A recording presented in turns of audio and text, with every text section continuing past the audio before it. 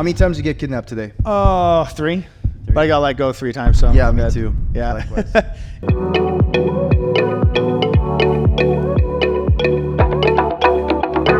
Welcome to another episode of Living the Dream podcast, where we talk about everything Mexico lifestyle and real estate. My name is Lev. I'm the co-founder of the Elements Real Estate Group. My name is Matt. I am the other co-founder of the Elements Real Estate Group. And today we're going to have a little fun because we posted on our social media, what are some top questions that you can ask us about not just living down here, real estate, maybe restaurants. And so we picked the top 5 and we're going to go through them and kind of share our answers and dive a little into them. Okay. You ready, Matt? I'm ready. What's the first question? So, how did you do it? No, I'm just kidding. Yeah. That was everyone's first question. That's a whole other episode that we can dive into. The number one question that people ask us on social media is, do you own any real estate? Good question. It is actually a very good question. What I actually found was that a lot of agents down here, or people saying they're in real estate, don't actually own any real estate down here. And when we first met, the reason that we got connected was I was looking to buy myself, and then we kind of got into Almost got you. Almost got me. So yes, the short answer is yes, we do own real estate. Lev and I own some land in Tulum that we're building a beautiful 12-bedroom villa. Well, that's the plan for 12 Yeah, bedrooms. well, we own the land. We own the land. Yeah, it might be 10 bedrooms depending on how the architects figure it out, but it's only a few minutes from the beach, and that's going to be a wonderful property. We have a 3-bedroom penthouse that's being built right now as well. Pre-con 2027. In Tulum. So yes, we actually invest, and I think that to truly look after a client in the right way, you have to be invested yourself. You can't just say, oh, it's beautiful, this is that. You have to be invested yourself. You have to have gone through the process of the down payment and the wire transfers and the due diligence to really understand what your clients are going through to bring a better experience. And my favorite line is, well, if it was my money and I was buying and they actually are not buying anything and they don't own anything, it's like, well, how can you really say it? You haven't really sent any funds to buy something down here. So like you said, a lot of real brokers don't own anything here. Some do. Don't think that none do. Some do. We have some really good friends that are colleagues of ours that own multiple properties here, but a lot really don't. What's that saying? Put your money where your mouth is? Exactly. Exactly what we do. Exactly. We bought a long time ago with Kim a studio. Back then it was like, we got a discount on the $99,000 price. We got it for like $89,000 because we put most of our funds down, and we sold it for like $135, $140 a couple years later. Was that in Tulum or that was in Playa? Right? Yeah, that was our first ever investment. I think we're like 27 years old. I was so excited. Paid it off cash, and we made like $50K on it too. Nice. And you just finished also building your dream house. Yeah. As well. Yeah, it was got much older after I finished. Couple of extra gray hairs. Oh, God. But that's building anywhere. I mean, if building was easy, everyone would do it, right? So yeah, we just finished. Our house is roughly cost us about 8 million pesos all in, with land, building, finishings, furniture, all of it. So that's about what, 400,000 US, 4 and change US. And it's about 3,800 square feet, and it's on a piece of land that's 3,800 square feet. Yeah, it's beautiful. Actually, we just kind of finished the backyard. We spent the long weekend there with some friends and family, hung out by the pool, had hamburgers on the barbecue. It was probably one of the most Canadian things I think I've done. That was the idea of the house, yeah. Even Kim, my wife, she said, I want to make this house the Canadian house of Mexico. Yeah. So that... Nice open concept, double height ceilings, beautiful white kitchen. The carpentry is fantastic. An island, all the amenities. So, and you're also living in a place that has an awesome clubhouse, massive pool, gym, restaurant, TVs, kids area, banquet halls. We're looking soccer, tennis, pickleball. Pickleball, yeah. Goodness, literally everything. So yes, to answer the question, do we own real estate down here? We sure do. Yeah. The second question, let me see over here. What's number 2? Okay, so you have a kid. Okay, I have a kid, you have a kid. How are schools here for kids? So I'll start with you, and then I'll kind of explain to you also my perspective and schools moving forward. Sure. So about 2 years ago, Missouri, my daughter's now 3.5. So we were downtown Central Playa that's where we were initially kind of staying. So she went to a daycare there. It was phenomenal.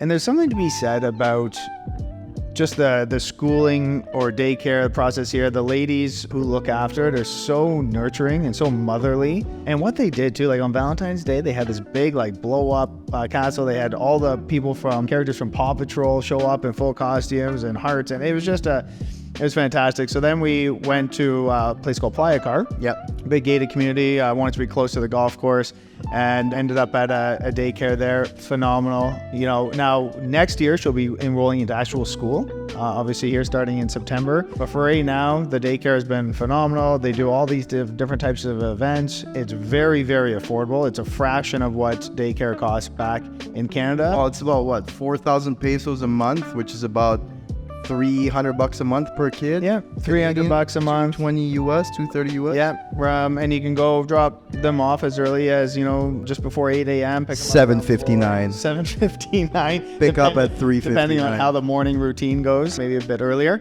But right until like 4:35, and she has a blast. They do all the activities, and they're Learning outside Spanish. running around.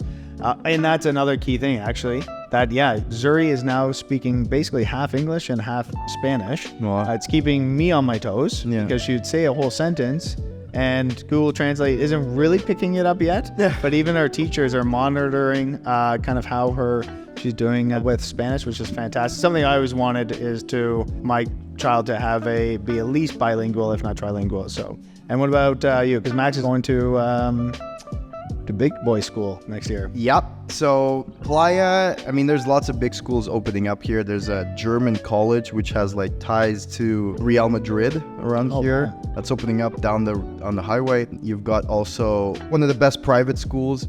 It's a chain in all of Mexico here. You also have schools that are a little bit more in tune with the earth, I would say. Okay. To put it More hands-on, open-air classes. Yeah, stuff like that. And then there's schools in Cancun has great schools too. So the school that we're sending our boy to, Max, is called Tepayac. Okay. And Tepayac it's a private school. It's the closest thing you could find to a North American high school, I would say. Fair So enough. you've got cafeteria with, a lunch lady and 5 different meals served every day. You've got full football field, Olympic swimming pool. You got taekwondo, you got jiu-jitsu, you got robotics, you've got linguistics. It's got everything. Right. And the way that they teach there is 1 week you do 3 days in Spanish, 2 days in English. And then the other week you do 2 days in English, 3 days in Spanish. So it's reversed. Or whatever I just said, but reversed. Yeah. And some of their kids right now, they're competing, like in Europe. They're competing in other parts of Mexico in the different sports. They're competing in the US. Some of the kids from that school are actually getting scholarships to go study in the US. Oh, amazing. So, wow. Yes. Depends if you want to do that. But for us, for example, we want to, in this school, you start from 3.5 years old all the way up till 16, 17, like till Wait until you're graduating high school. And that's one of the connotations too with schools is that it's school in Mexico compared to the US or Canada. But when you actually do a tour as a parent down here, you're like, holy smokes, this is like 5-star across the board, everything. And it's not what you're thinking of as if you're paying, these tens of thousands of dollars a year. Oh, I know. It's not like that. It's very, very affordable. And it's one of the reasons why a lot of expats are coming down and putting their kids into school. Okay, that's going to be a whole other topic. Yeah. Would be schools. Yeah. But let's go into number schools 3. are great here. The private schools are great. Public schools are made for locals, I would say, but private schools are fantastic. All right, let's go to the next question. Number 3. What are your top 2 restaurants in Playa del Carmen? Oh my goodness, top 2. Okay, so let me split this up. Let me split it up to best taco spot in my opinion. Okay. And then where Nova and I would go out for a nice dinner. Okay. Alfagon for sure. Okay. On Constituyentes, and I think it's right across the Mega on the 3rd. I think there's 5 locations in Playa. Yeah, but I go to the one specific one because it's a big one. They have all the meat being cooked around. They have open air tables. It's huge. They have a ton of 5-star reviews, and so we stumbled across it. It was fantastic. So the Stiller, didn't actually stumble, but kind of found it what's this? And then we found out that this is one of the staples. The staples in the Carmen. It is. So it's our kind of go-to when we have clients or guests or friends or family come down. We'll bring them there for a good local experience. It's off the beaten path a little bit. So that's number 1. for sure. Number 2 would be probably Ilios. Good Ilios, Greek restaurant. It is more of a dinner and show than it actually is a dinner spot. The food is phenomenal.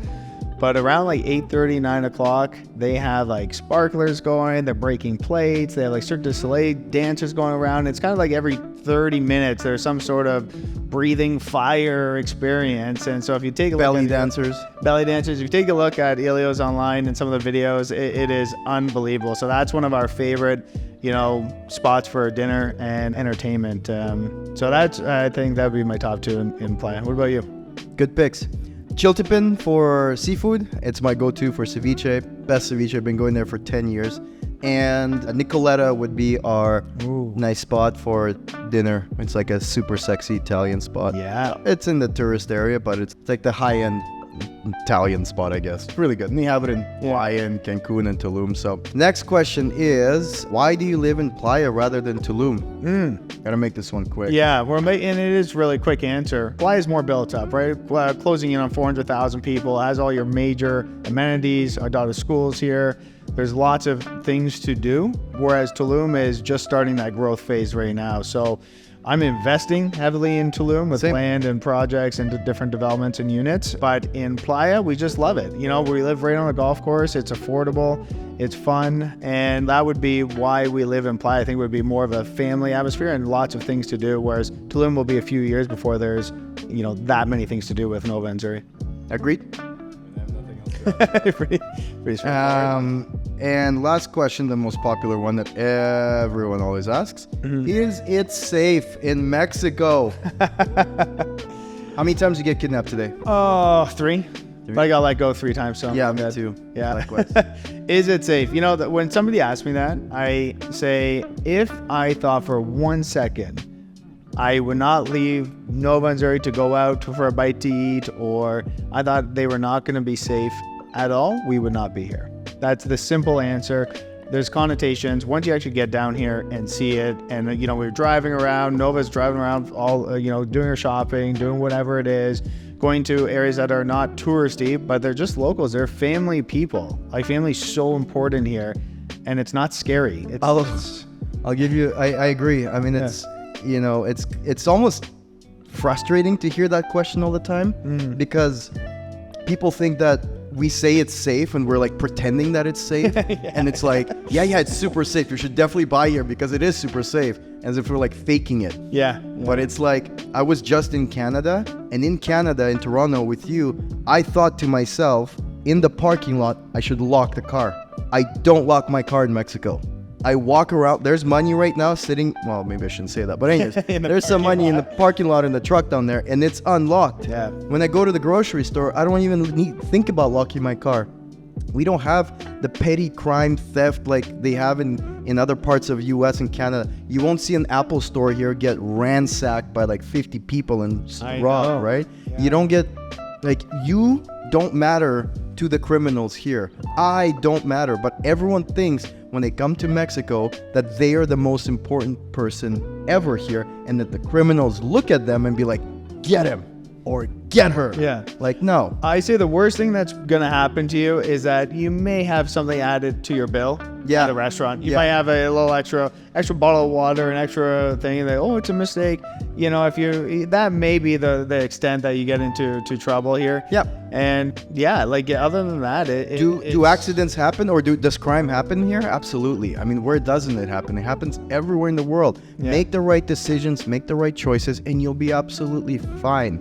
But if you're like going at 4 a.m, doing stuff that you shouldn't be doing at 4 a.m. and 2 a.m, being belligerent, this and that, you might get into some trouble. Yeah, but just like you would anywhere else. Toronto, Montreal, Atlanta, anywhere else in any major city, you can find trouble. And one of the things too, just to wrap up on that thing, is that you come down here and you see a lot of police here. Obviously, tourism's super, super important here, and they want to make sure everybody feels Marines protected. with like machine guns and stuff. Yeah, but it's crazy because I was like, why do they need all this if it's safe? And what their perception, Mexican government's perception, is that if we show that there's lots of police around, it means that it's going to be safe. Yeah.